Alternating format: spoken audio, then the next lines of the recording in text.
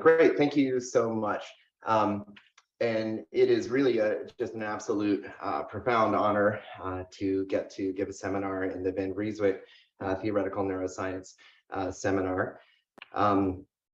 Carl has been an inspiration for me over my whole career, starting before we first met at this meeting, where David, you will remember meeting perhaps as well more than 20 years ago.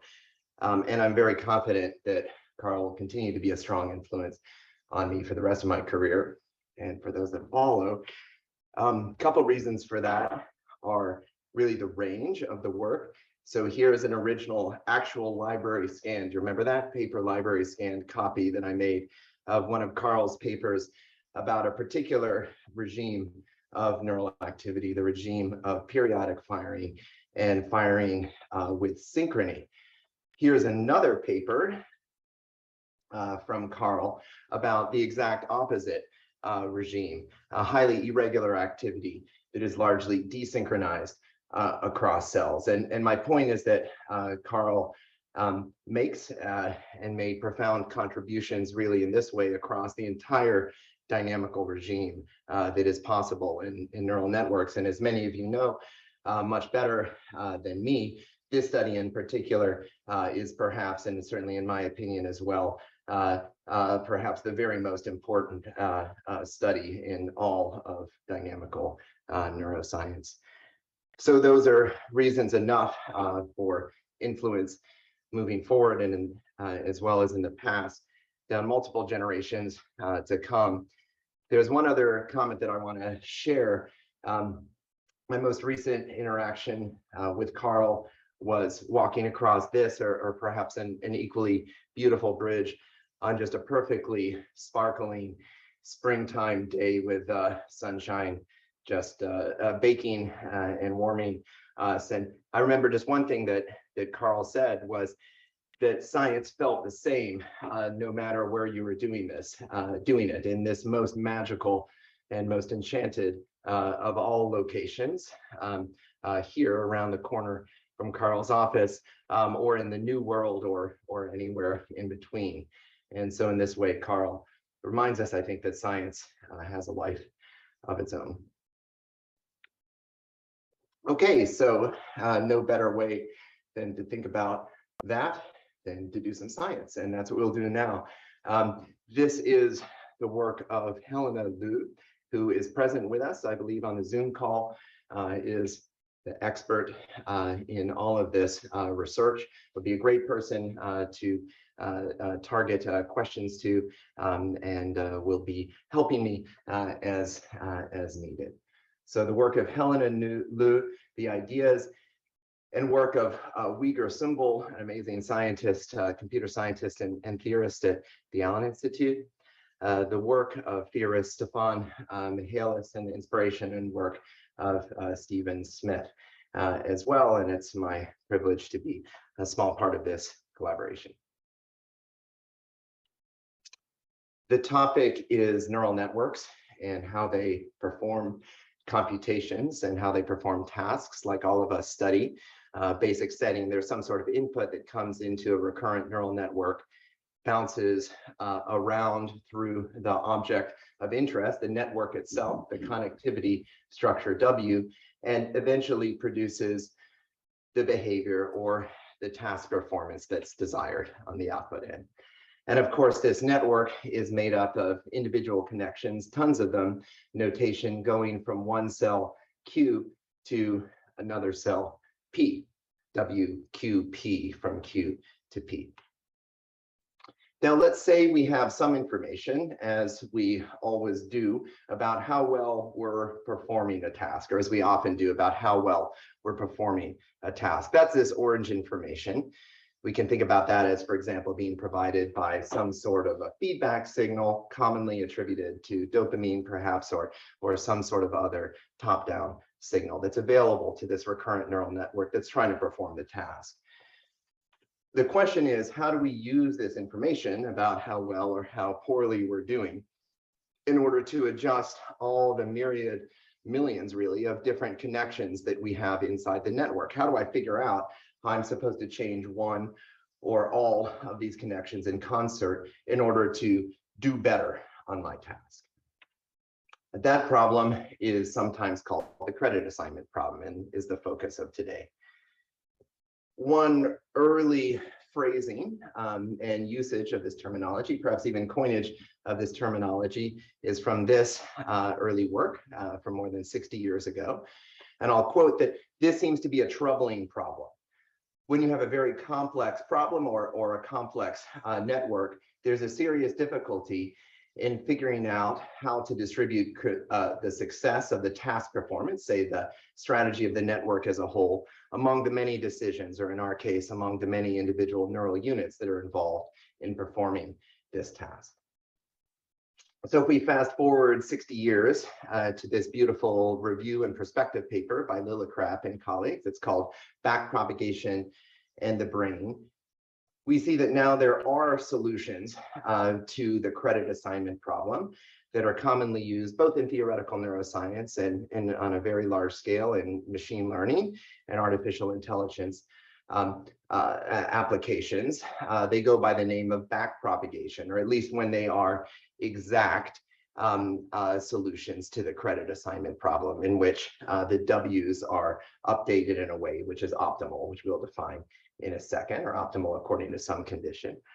However, as many of you know very well and have worked on yourself, while there may be an exact solution, it can be quite costly in terms of computational cost. Sometimes, while it's straightforward in principle, it's difficult to implement in practice.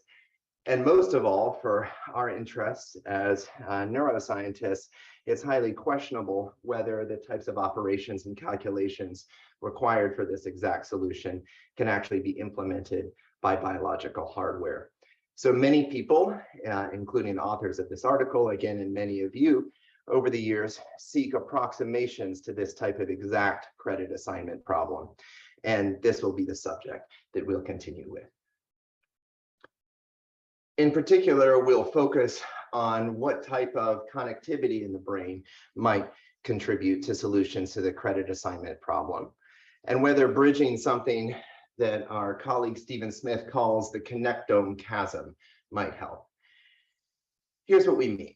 At least for me in my career, and most of my colleagues, for most of my colleagues as well, when we think about a neural network, we generally think about a network of connections among pairs of cells. We might call these synaptic connections, determined by different neurotransmitters, but most importantly from neuron to neuron connections. However, it's become increasingly clear, and I've been learning from my colleagues, that there really isn't just this one network of focal connections, but this network of focal connections is superposed upon, or has superposed upon it, not one, but many different neuromodulatory networks through the secretion of many chemicals, through which some of us are quite familiar, these first three, for example, but also dozens, if not 100 or so, of other type of compounds which are secreted in the brain in a way which is determined by the expression of these and allied compounds and receptors, as well as biophysical processes of diffusion. So we really have not one connectome, but many, 20, 30 different connectomes, all superposed on top of one another in the brain. And the question that is the title of this work is whether or not embracing the interplay between these two different types of connectomes can help us understand, at least formulate a theory of how it is that the brain itself might solve or solve, at least in part, this credit assignment problem. Okay, so what are some reasons why this may be the case, why these superposed neuromodulatory networks, many of them, not just the famous signals like dopamine, which carries probably, at least in part, the top-down error signal we looked at on the first slide, but why many of these different elements in this neuromodulatory connectome at least have the potential to help solve the credit assignment problem. Well, the first reason, as many know, is that many of these different chemicals that are secreted in the brain, not just the famous ones, have the ability to regulate plasticity rules. Here, what you see are different spike time dependent plasticity curves, as indicated by the different colors here. The different colors correspond to different, or can be thought of as corresponding to different neuromodulatory environments for a given cell pair. So depending on what neuromodulators are present, and therefore what type of intracellular compounds might be expressed, you could have a local plasticity curve that looks like the blue one, always increasing synaptic strength, the classic black one with some sort of causal dependence required to increase synaptic strength, or the red one or something else. So this type of regulation of what happens locally in terms of synaptic changes as a function of neuromodulatory content in the neighborhood of a synapse is quite ubiquitous for many of these different superposed 30, 40, 50, 100 chemical signals that participate in these superposed networks within our local circuits in the brain. And of course, this is not new news by any stretch of the imagination. Not only has this been known for a long time, as reviewed in this recent paper, but beyond local mechanistic observations like that, there have indeed been Nobel Prize winning behavioral rules attributed to this type of chemical signaling, going back to this famous work, for example. Another reason why we might think that wheeling in this second neuromodulatory connectome in all of its complexity and multiplex variety might help us solve the credit assignment problem, or understand how the brain solves a credit assignment problem, is the specificity of the connectome that these modulatory networks follow. Here's what I mean. As we've already indicated, these neuromodulators don't follow specific paths just between pairs of cells, but have diffuse connectivity. However, this diffuse connectivity is rigidly and specifically organized according to the genetic type of the cell. For example, let's consider one of these neuropeptides grabbed from our list of dozens that we could, that we'll indicate as green. So the chemical is green, it's secreted by this green arrow spray and taken up by green receptors. These different colors indicate cells of different genetic types within, say, a cortical network. Cell A, B, C, D, E cell type A, B, C, D, E, F, G is indicated by the color. The question, does a given cell type, say the yellow type A, actually produce one of these signaling compounds or not? That's given by this row. A white box in a given row indicates that a cell type would secrete that particular signaling compound. The next question, does a particular different cell type, say the green cell type B, actually receive that compound or not? That's given by a white box in the corresponding column. And of course, for there to be a connection in this neuromodulatory network, we need to have both a sender and a receiver. So in this sense, A connects to B and so on, but A does not connect to E. And you see that there's a specific adjacency matrix, or a specific type of connectivity that corresponds to this one type of arrow, so to speak, or this one type of connection within the neuromodulatory connectome. And the story is the same for every different type of neuromodulator. This, once again, is not an insight that I'm bringing to you fresh, quite the opposite. This type of genetic cell type specificity for neuromodulatory connectomes has been known for 60 years or more, beautifully reviewed, as is often the case, by Eve Marder in this wonderful paper, and is coming into close focus and being expanded across dozens or even 100 or so of different types of neuromodulator in recent work in single cell transcriptomics, which is reviewed in this current opinions paper. One other fact about these multiplex neuromodulatory networks that I want to share is one we've alluded to so far, and that's that the type of signaling they support diffuses across many cells of a given type. Here's a picture from an article by Russo contrasting synaptic communication, point to point, synapse to synapse, with neuropeptide or modulatory type of transmission, which is long range and washes over many possible target cells. So does this get a smiley face, a frowny face, or what? I give it a neutral face. On the one hand, this indicates a lot of power or range, and that many cells are affected by this second type of connectome. But this connectivity is not point-to-point, so it's averaged in some sense over multiple downstream cells. Maybe that's a deficit in terms of the ability of this type of communication to drive the type of complex adjustments in synaptic strengths that we might need in order for a recurrent neural network to learn a task. It's our job as computational scientists and theorists to test this, and that's what we'll do next.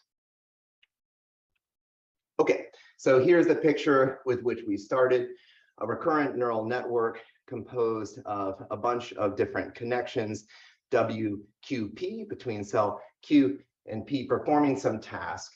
And we have information about how well that task is being performed. We'll codify that information via a level of performance or an error E. And our goal is, again, to use this error signal to figure out how to change the weights in the network I mentioned to optimally perform the task.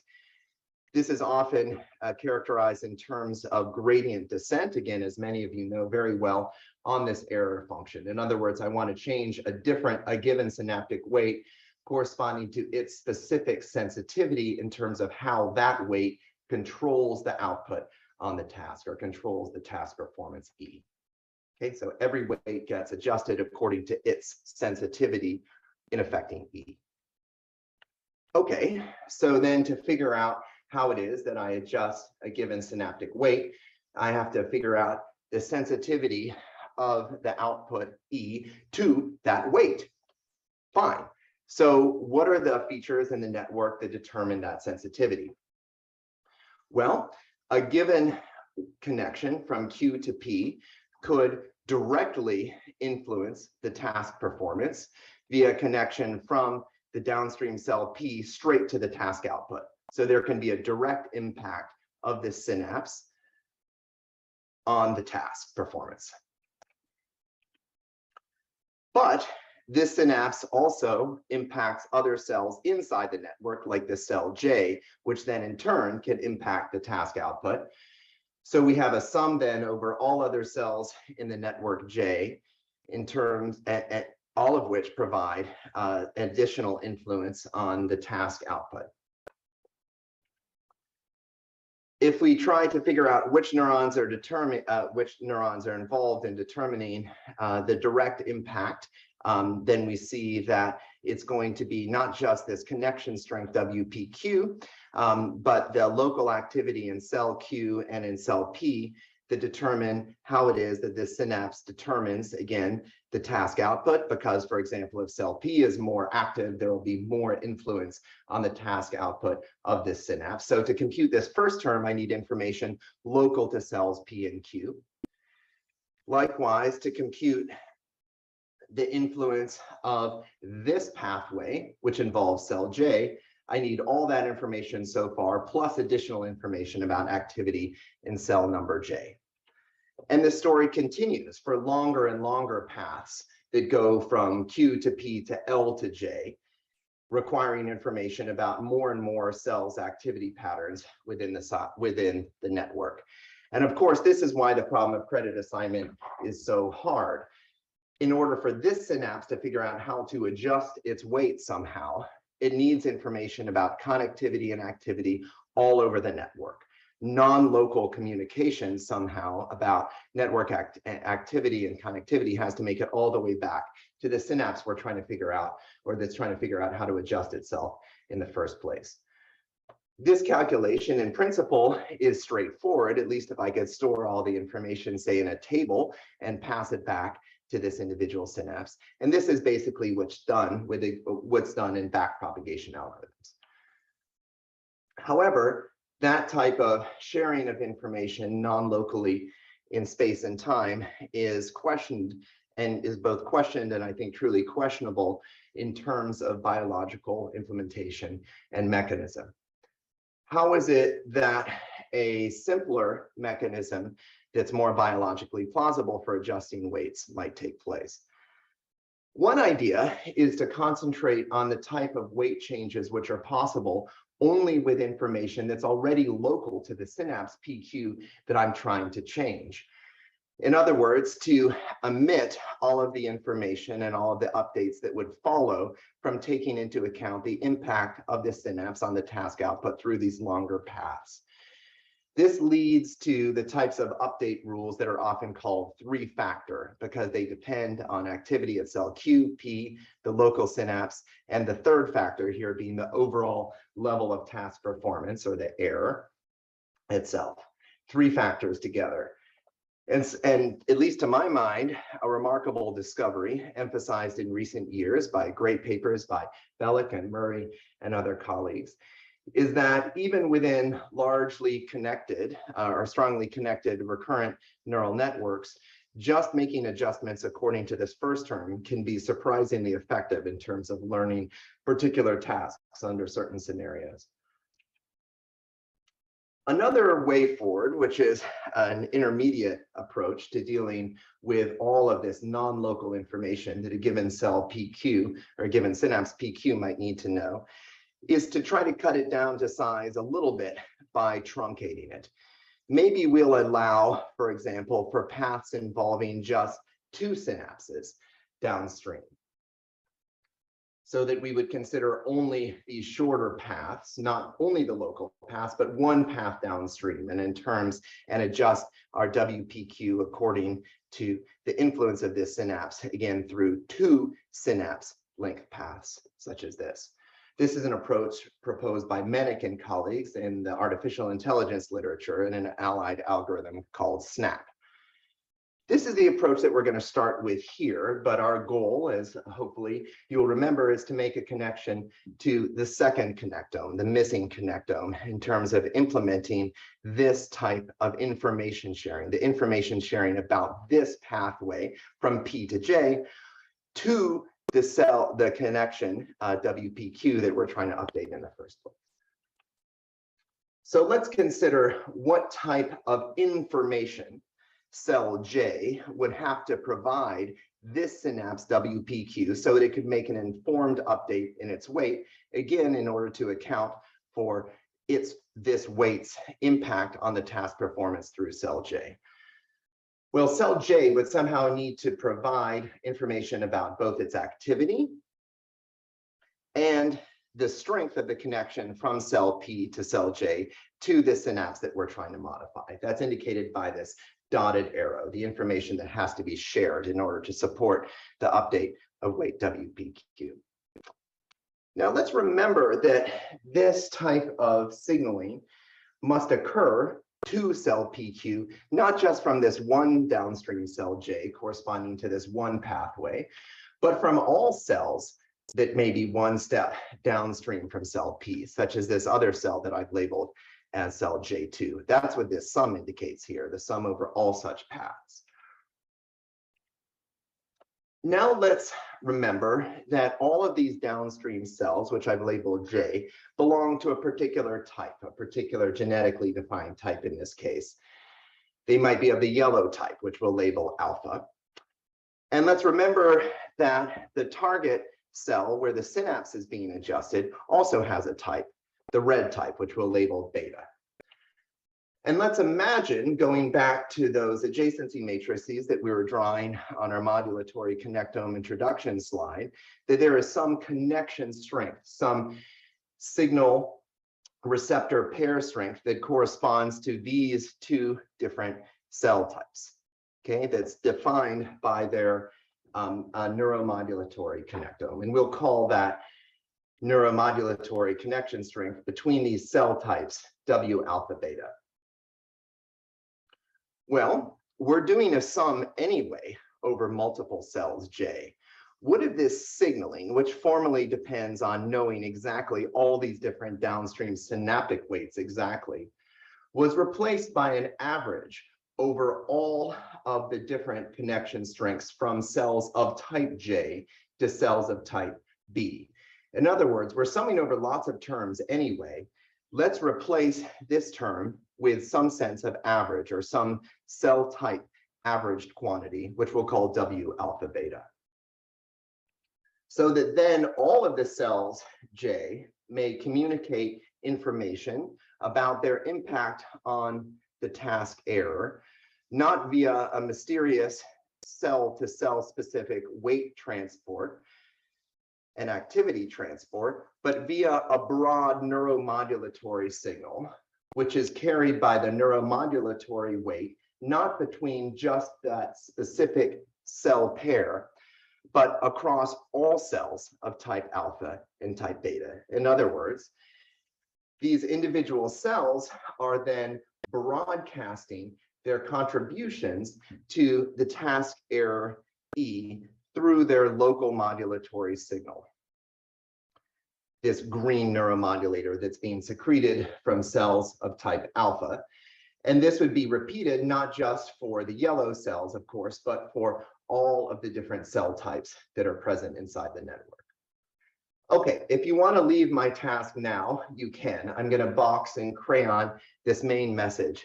This is the essence of the theory that we wish to advance here.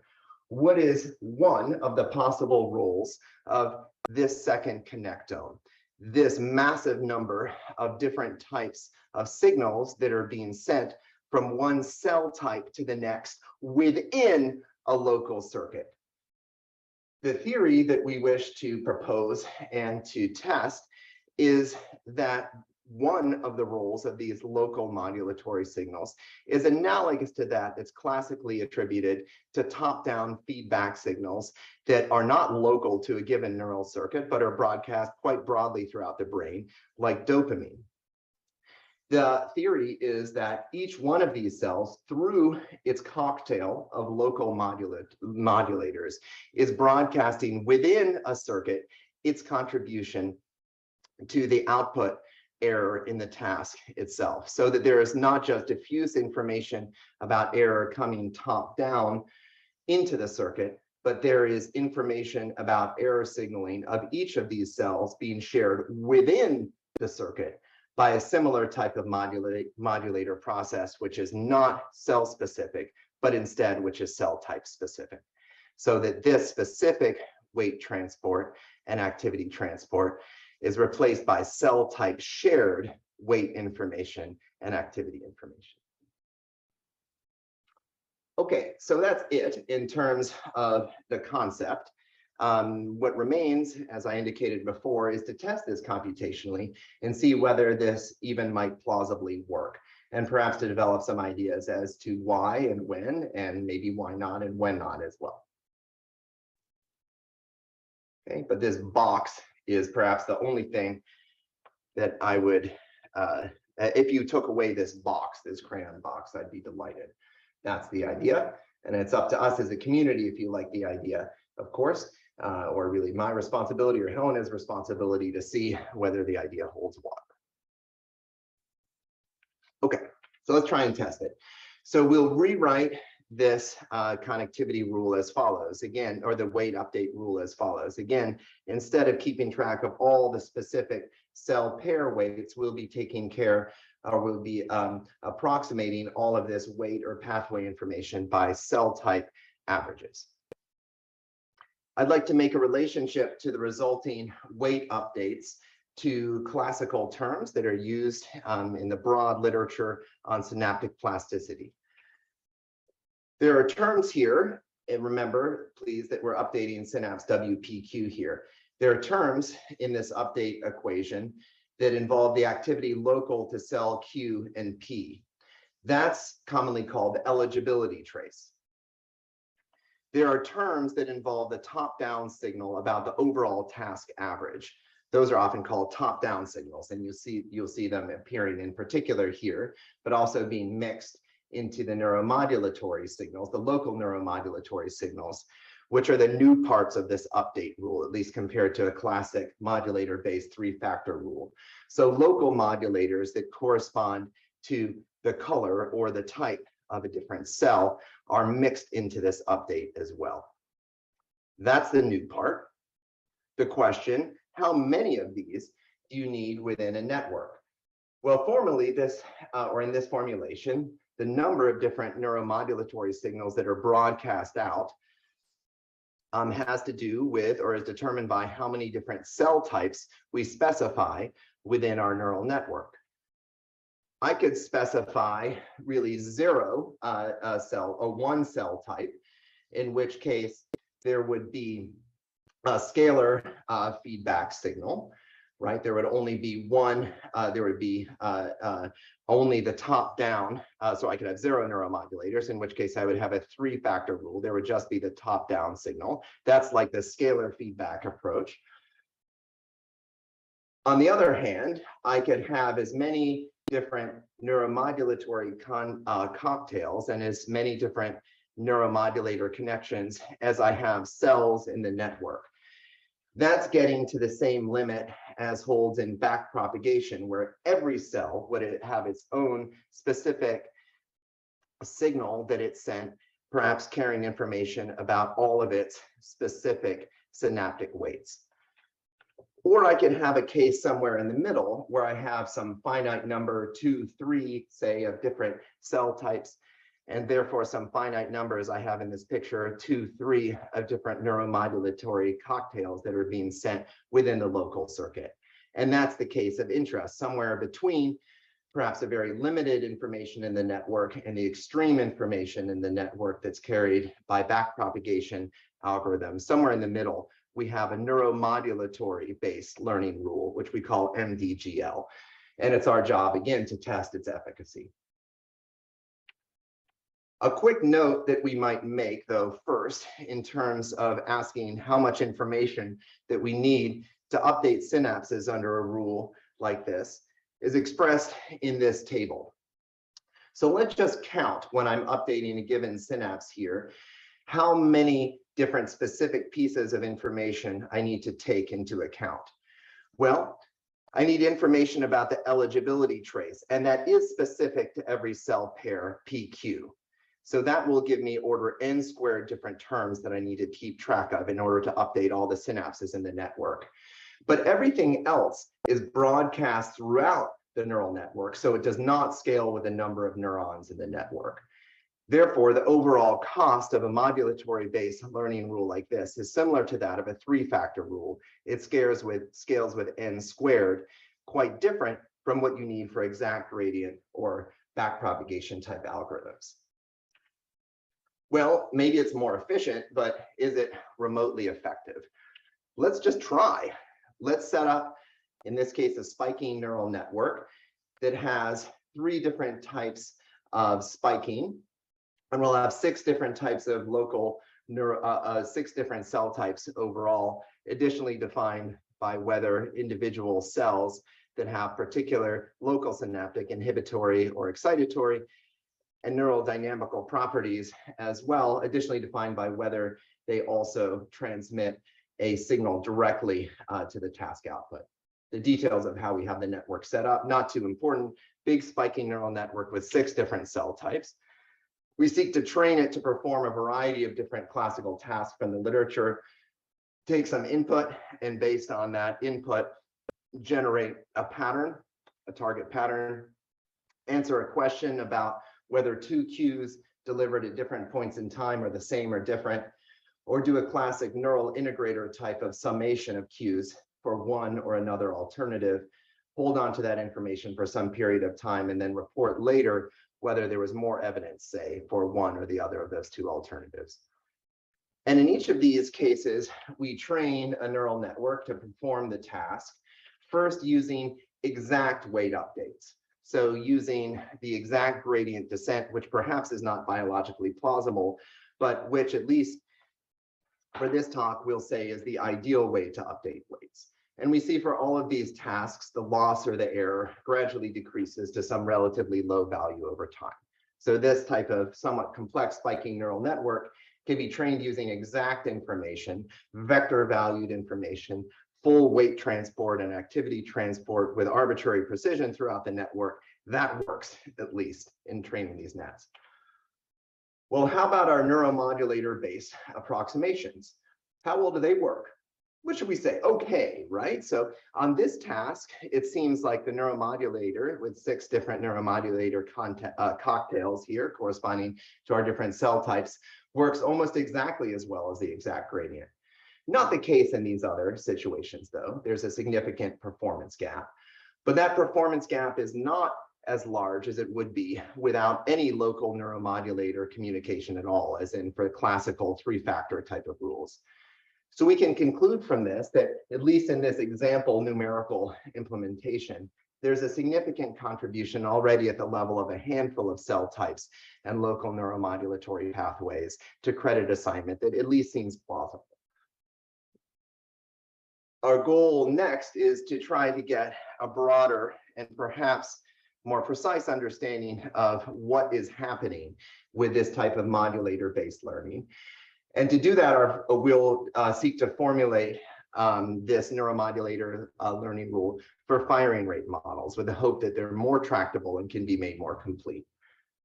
So what are the changes that we'll make? So the first thing that we'll do is move from every cell being a spiking device to every cell being a static input-output device in which its rate or activity, R sub I, will be updated from its value on the previous time step according to some decay factor analogous to a time constant, as well as contributions from all the other cells in the network pass through a activity function or an activation function F, classically in the artificial intelligence literature, a rectified linear or a sigmoidal function of some sort.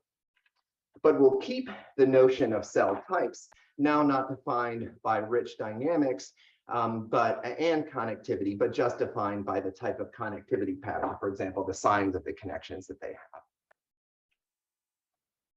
The next change that we will do is to reaccount for these long synaptic paths.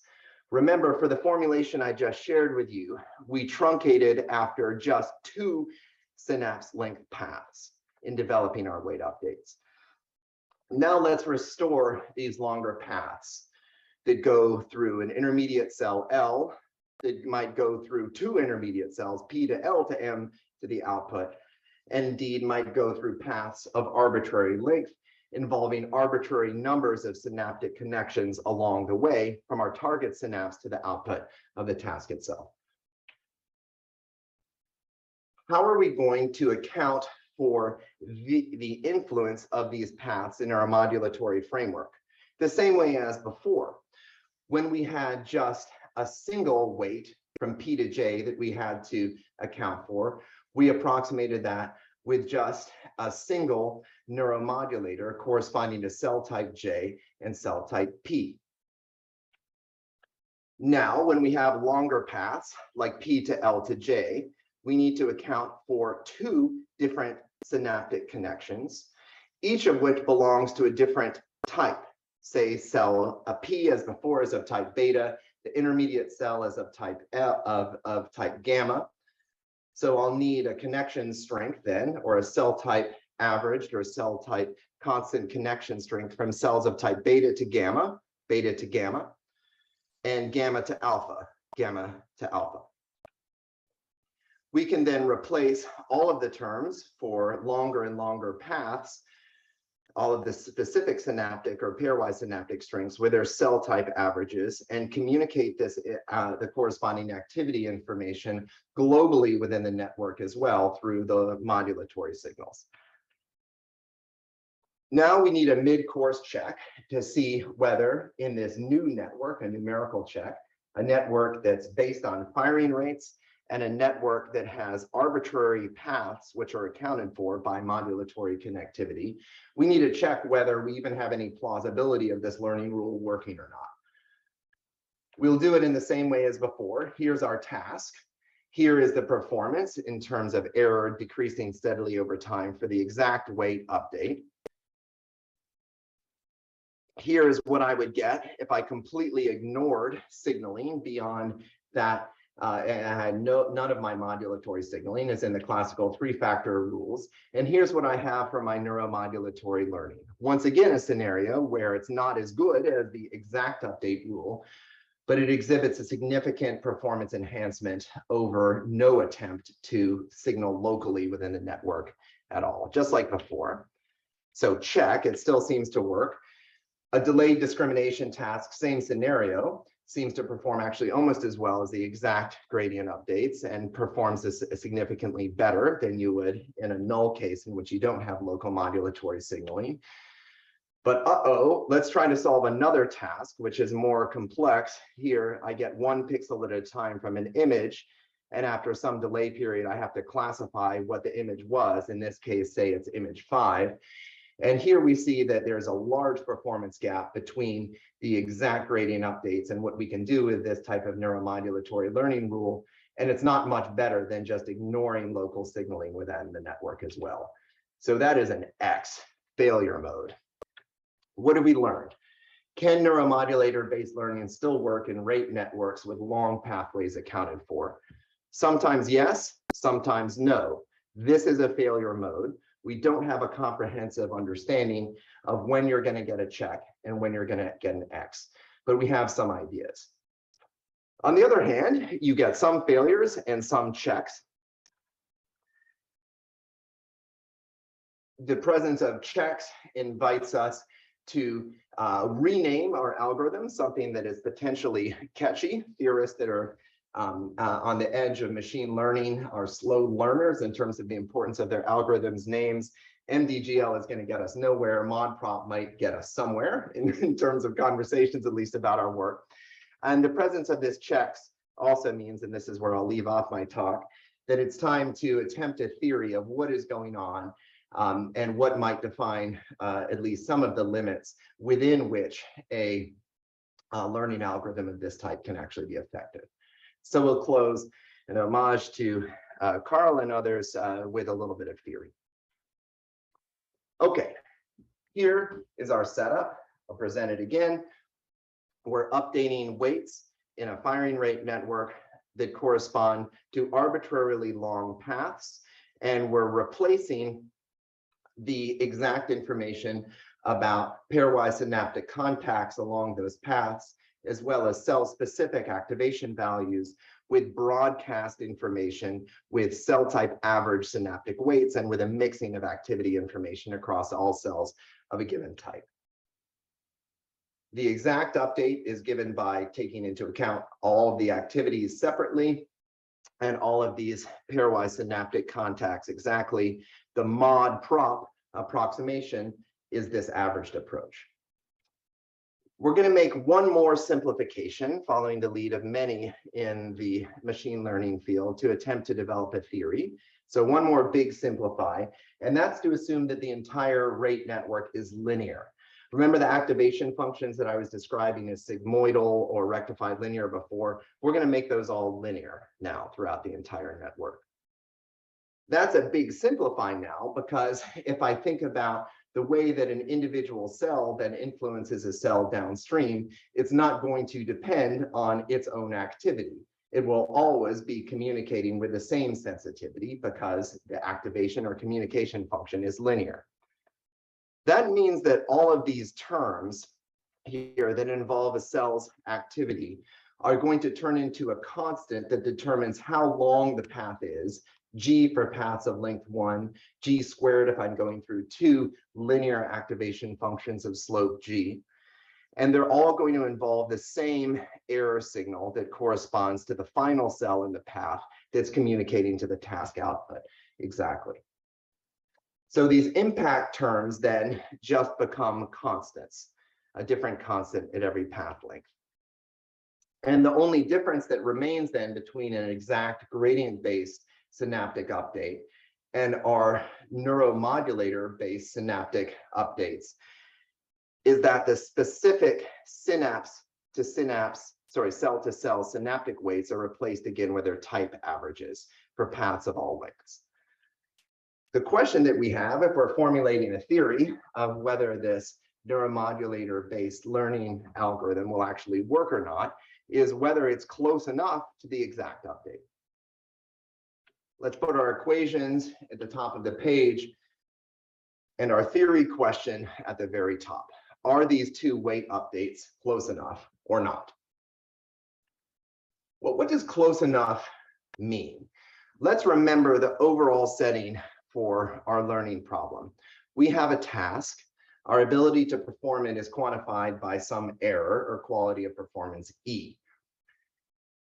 The network is completely defined by its synaptic weights. So I have a high dimensional space, of course, of n squared possible synaptic weights. Here I've just projected that into 2 dimensions so we can plot it on the screen. And as I adjust those weights, I'll have a different level of error that my task will produce. The ideal training algorithm, gradient descent, as implemented by backpropagation, or this exact gradient update rule, is to adjust every synapse in proportion to its sensitivity in influencing the output. That means that every synapse PQ is adjusted according to its sensitivity or its partial derivative that I showed on the first slide, and the overall weight update from one step to the next then follows the list of partial derivatives, which is the gradient. Okay, so if I follow these exact sensitivity updates for every synapse, I'll descend the gradient, do gradient descent on this error surface, taking the fastest path, at least locally, towards the minimum of the error, the best task performance. Well, what happens when I follow these approximate weight updates? Well, they're not the same, which means that overall, through this whole space of different possible synaptic weight updates, I will not be following the steepest descent path. I will be following another approximate path. Our question is this approximate path close enough to yield quality task learning or not? That's the yellow question at the top of the page, and we'll reformulate it by asking whether these 2 arrows even point in the same direction. In other words, do they have a positive dot product? Is there a projection of the weight update that we take under this modulatory rule onto the optimal direction, which is positive? Well, we have our expressions. They're sitting here right before us for all these weight updates.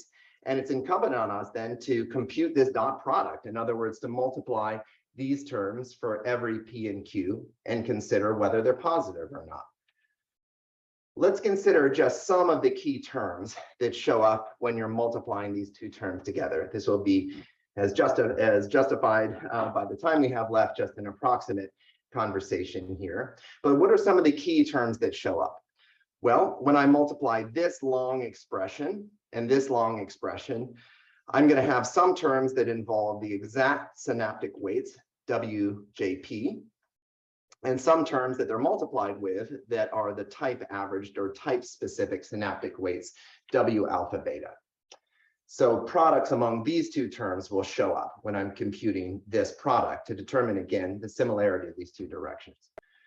Those are the types of terms that will show up for paths of length 1 for 1 synaptic connection. How about when I have 2 synaptic connections, P to L, L to J?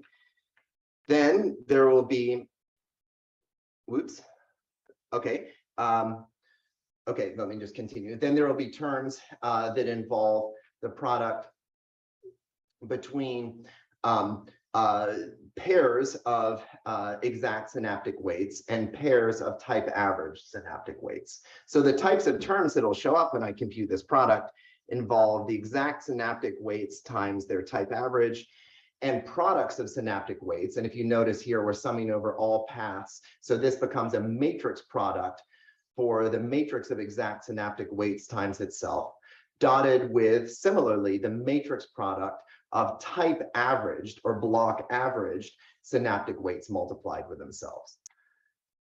Now, what do these terms look like then?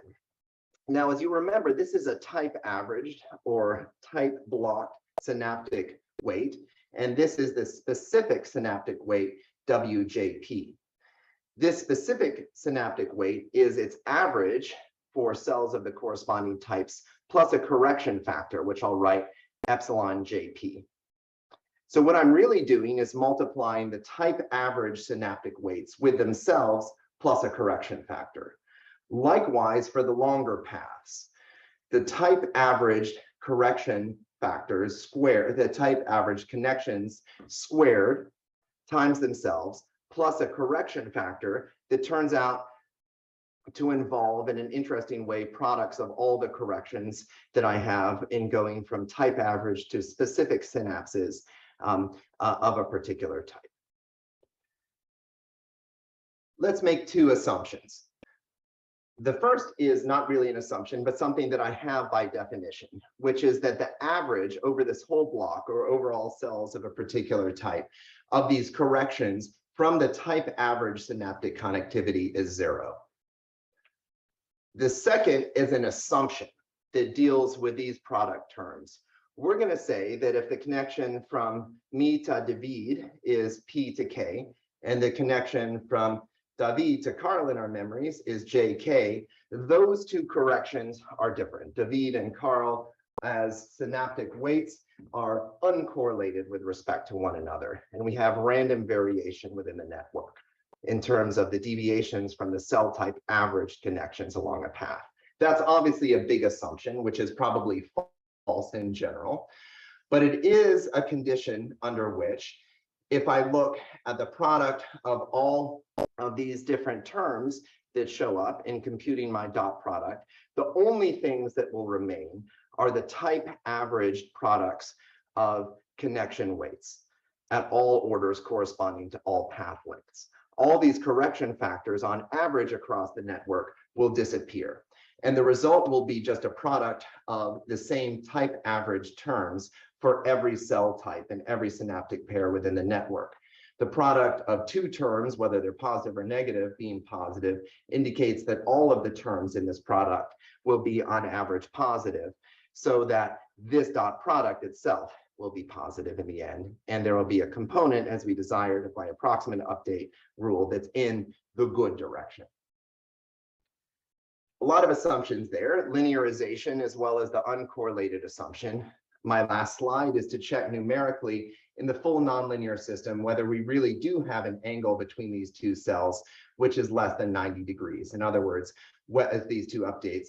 In other words, whether this update rule really seems to be pointing in the right direction. And here we'll see that the angle is modest, right? It's certainly not 0, but especially in high dimensions, the fact that it's less than 90 degrees is significant in the cases in which this learning rule actually works. Okay, so we think that this is a reasonable starting point, at least for a theory of the requirements that explain when at least this type of learning rule can work. Let's be done. In sum, there's a second connectome, which has received much less study in at least the theoretical neuroscience community with which I'm familiar, and literature with which I'm familiar, which has diffuse but cell type specific connectivity. We've seen, at least in certain circumstances, that this allows approximate credit assignment along synaptic paths of longer and longer length. We call the resulting learning rule mod prop. We note that it's memory efficient, at least one order more efficient. We see that it can improve on existing 3-factor rules, but that it does have its failure modes. We see that it's advantageous from a biological plausibility point of view because it requires much less information in terms of transporting specific synaptic weights and activities than exact rules. We have theory that's underway, but we need help in developing more sophisticated theory and quite dramatic improvements, I think, on this general concept, which was in my crayon box, this modulatory connectivity is contributing to local credit assignment. We need improvements, I think, to the implementation of this if we're going to test ideas that this is a general way to drive learning across a variety of networks and tasks. That is it, except to say thanks most of all to you, and most of all to Helena and Uyghur, as well as Stefan Mihalis and Stefan, and second of all to you for your kind attention and for this great opportunity.